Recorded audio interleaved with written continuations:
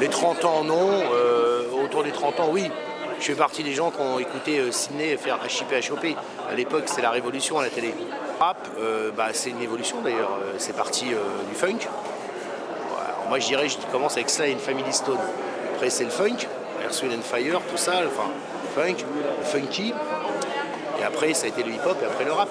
Le rap, c'est une branche du hip-hop qui est une branche plus revendicative, plus, on va dire, culture cité, qui est à la fois très sobre au niveau de la musique, mais très créative en même temps, parce qu'on s'intéresse au rap, il y a une vraie création musicale, même si au départ ça paraît plus simple. Et puis une grande richesse de texte, c'est-à-dire c'est à la différence du funk, je dirais qu'il y a une dimension militante dans le rap, revendicative, expressive, descriptive de conditions de vie et de volonté d'en changer, alors que le funk c'était plus la fête, c'est plus les 70s, c'est plus la société du plein emploi, de l'espoir et tout, alors que le rap c'est quand même la musique de la crise et des jeunes qui veulent s'en sortir et qui combattent.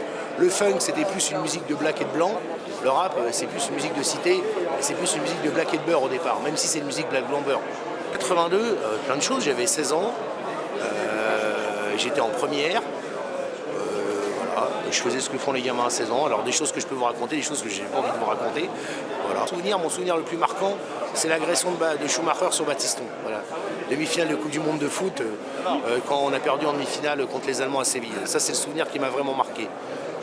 Oui, il y en a plein. Moi, j'aime bien IAM, j'aime bien Assassin. Ce que je souhaite, c'est qu'ils gardent la même créativité. C'est-à-dire que je trouve passionnant dans le rap. D'abord, c'est très varié, c'est très divers. Et c'est vraiment une musique de conscientisation. Donc on stigmatise parfois beaucoup le rap, alors que c'est un univers musical très créatif, très riche. Alors comme tout univers musical, il y a aussi du procédé, il y a aussi la facilité, mais il y a beaucoup de créativité, il y a beaucoup d'énergie.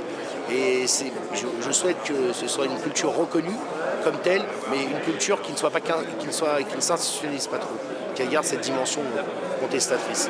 Voilà.